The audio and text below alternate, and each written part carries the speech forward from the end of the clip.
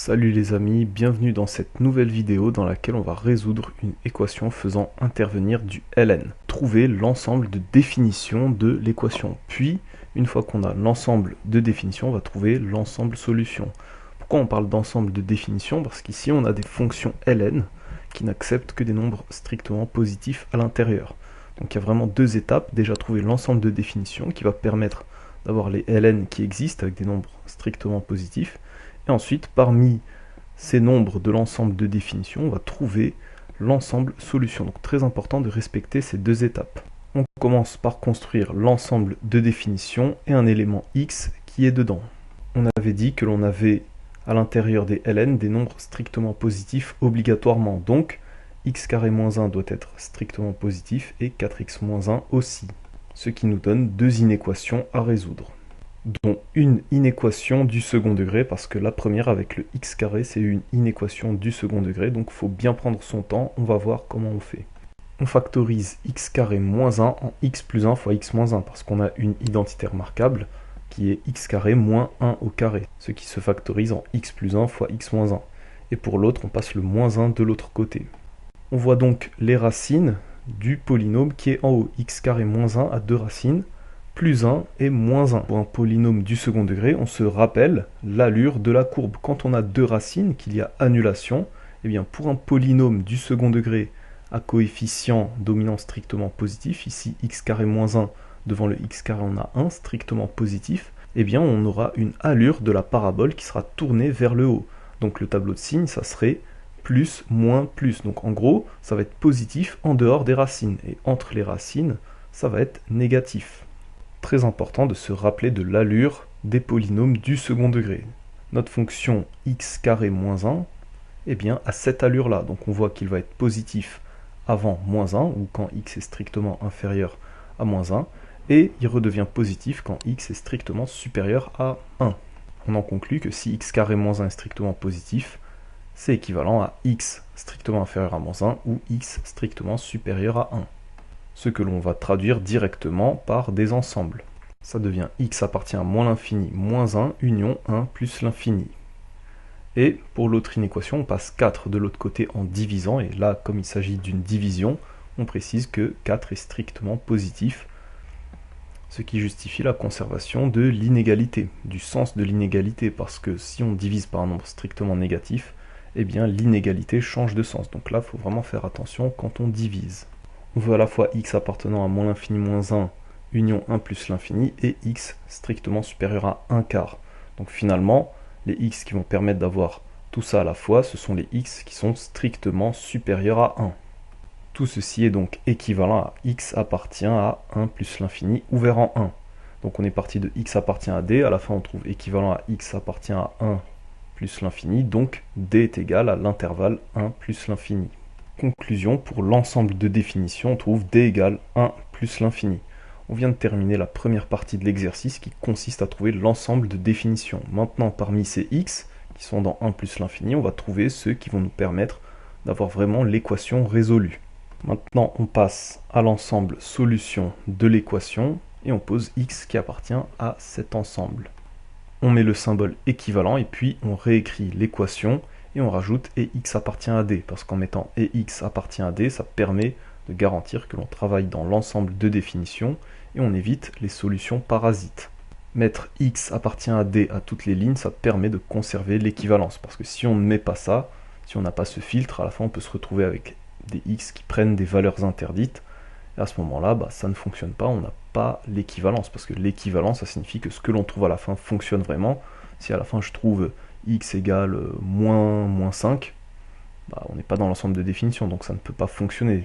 Les ln, déjà, ne sont pas définis quand on remplace x par moins 5, ou en tout cas l'un des deux. Donc très important, on met à chaque ligne et x appartient à d pour conserver l'équivalence. C'est un peu fastidieux, mais ça permet vraiment d'être rigoureux. On ramène à gauche le moins ln de 2 qui devient plus ln de 2. Alors pourquoi on fait ça? C'est parce qu'on préfère avoir des plus, ça donne des formules plus simples, parce que ln de a plus ln de b, ça fait ln de a fois b, alors que ln de a moins ln de b, ça fait ln de a sur b, ça fait des fractions, c'est moins pratique. Nous on préfère des produits que des fractions, on se débrouille pour avoir que des plus. Ce que l'on va faire pour simplifier, c'est faire rentrer le 2 à l'intérieur du ln de 2. Alors il y a une formule qui dit que n fois ln de a égale ln de a puissance n. Donc ce 2 va rentrer, ça devient 2 puissance 2. Comme ça, on n'a que des ln avec rien devant en termes de produit. 2 au carré, c'est égal à 4. 2 fois 2 égale 4. Donc on remplace juste 2 au carré par 4. Puis on rassemble les deux ln qui sont à gauche. On a une forme ln de a plus ln de b, ce qui va se rassembler dans un seul ln avec un produit. Rappel, ln de a plus ln de b égale ln de a fois b. Ce qui nous donne ln de 4 fois, entre parenthèses, très important, la parenthèse, x carré moins 1, parce que 4, ça doit être fois tout ce qu'il y a à côté, donc x carré moins 1, il faut le mettre entre parenthèses. Un petit développement nous donne 4x carré moins 4 dans le ln de gauche. Et maintenant, on a deux ln qui sont égaux, ce qui signifie qu'à l'intérieur, les choses sont égales entre elles. Parce que quand on a ln de a égale ln de b, ça nous donne a égale b. Ça, c'est une des propriétés de la fonction logarithme. C'est aussi valable pour la fonction exponentielle et de façon générale, ça marche pour toutes les fonctions strictement monotones. On peut donc retirer les ln et garder ce qu'il y a à l'intérieur. On retire les ln et on précise que la fonction ln est strictement croissante sur r plus étoile, cette propriété qui nous permet de retirer les ln quand ils sont face à face dans une égalité. On n'a plus qu'à passer tout d'un côté pour avoir un polynôme du second degré, ce qui nous donne x carré moins 4x moins 3 égale 0 et x appartient à d. Donc là on se retrouve avec un polynôme du second degré, ce n'est pas une identité remarquable, donc on va être obligé de faire le delta, le discriminant, pour trouver les racines de ce polynôme, pour trouver les solutions de cette équation. On construit le discriminant et le polynôme qui va avec, donc soit delta, le discriminant du polynôme 4x carré moins 4x moins 3. On applique la formule de cours b carré moins 4ac avec b égale moins 4, c égale moins 3 et a égale 4. Ce qui donne moins 4, le tout au carré, moins 4 fois 4 fois moins 3. Et après simplification, on trouve que ça donne 64 strictement positif. Et là, c'est rassurant, parce que comme on trouve 64 qui est un carré parfait, c'est le carré de 8, eh bien on se dit que on a des chances d'être tombé sur une valeur juste. Comme 64 est strictement positif, eh bien p de x a deux racines distinctes, x1 et x2, que l'on va calculer.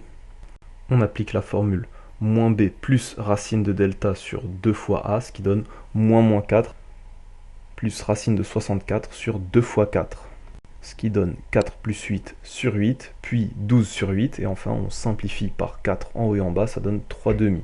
Et pour l'autre c'est pareil, mais cette fois on met moins delta, et ça nous donne 4 moins 8 sur 8, puis moins 4 sur 8, et enfin moins 1 demi en simplifiant encore une fois par 4 en haut et en bas.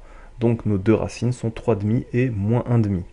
Donc on a arrêté le fil logique avec le symbole équivalent pour faire des calculs, le calcul de delta, puis le calcul des racines du polynôme.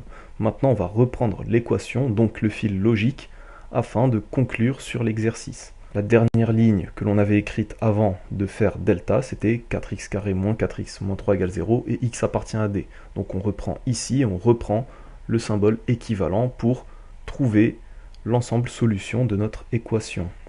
D'après l'étude faite au-dessus de notre polynôme, eh bien, si on veut que 4x carré moins 4x moins 3 soit égal à 0, eh bien, c'est équivalent à x égale 3,5 ou x égale moins 1,5. Donc on remplace le polynôme égale 0 par les deux racines que l'on trouve. Voilà, on a fait un remplacement par équivalence.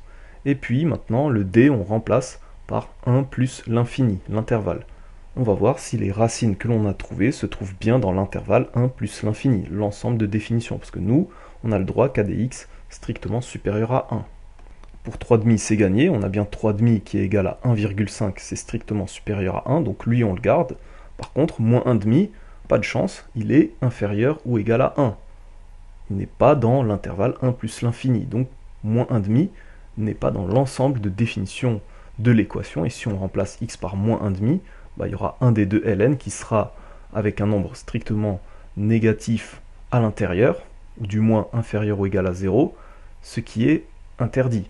Donc nous, on a vraiment besoin de rester dans 1 plus l'infini pour que notre équation soit définie. Donc le moins 1,5, on doit l'exclure et on garde que le 3,5 qui fonctionne.